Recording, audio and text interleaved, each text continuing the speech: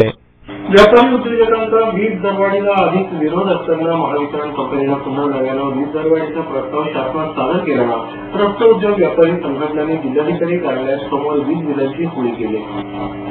वीज दरवाढीच्या भडक्यानं होरपळलेल्या उद्योजकांनी राज्य सरकारचा निषेध नोंदवत जिल्हाधिकारी कार्यालयासमोर वीज बिलांची होळी केली। यावेळी सरकार विरोधात घोषणाबाजी करण्यात आली।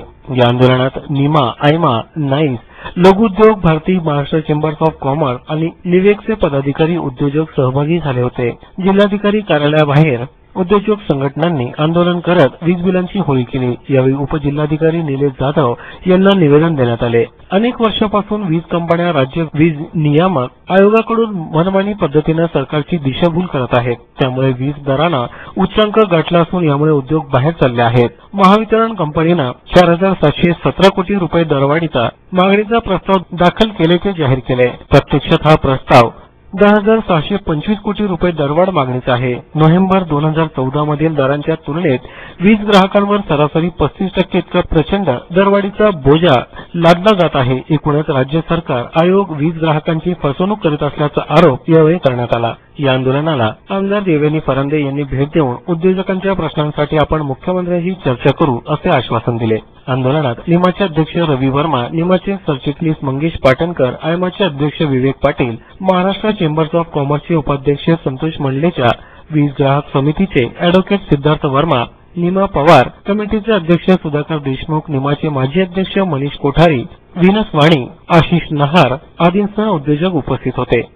महाराष्ट्राच्या उद्योजकांवरती आहे पाहायला गेलं तर गव्हर्नमेंट जे आहे त्यांची बिल जे आहे वसुलीची यांची कार्यक्षमता नाही आहे आणि त्यांची क्षमता नसल्यावर जी काही नुकसान आहे, विजेची चोरी होते, जे लबाडे चालू आहे, जे ऍडजस्टमेंट चालू आहे, त्याचे भार जो आहे हा आमच्या उद्योजकांवर टाकला जातो। गव्हर्नमेंटच्या दृष्टीने सॉफ्ट टार्गेट झालेले आहेत आणि या टार्गेटमुळे यांच्यावरती काही लादा हे काही बोलत नाही अशी यांची समज झालेला आहे। पण परिस्थिती आता उलटी व्हायला लागलेली आहे, कारण इतर स्टेट बरोबर जे आम्हाला कॉम्पिटिशन करावं लागते, इतर स्टेटमध्ये वीज स्वस्त असल्यामुळे त्यांच्या प्रॉडक्टची कॉस्ट ही कमी होत चाललेली आहे आणि महाराष्ट्राच्या प्रॉडक्टची कॉस्ट जास्त होत चाललेली आहे।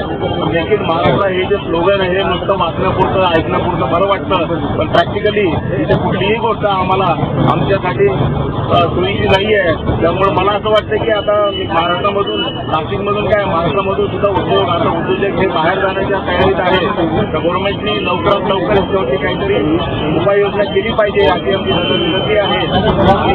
या जे निदर्शन आम्ही करतो त्यातून गव्हर्नमेंटला आम्हाला हेच सांगायचं आहे की ताबडतोब याच्यावरती ऍक्शन घ्या, नाहीतर आपल्याला अत्यंत वाईट दिवस इंडस्ट्रीमध्ये बघायला मिळतील।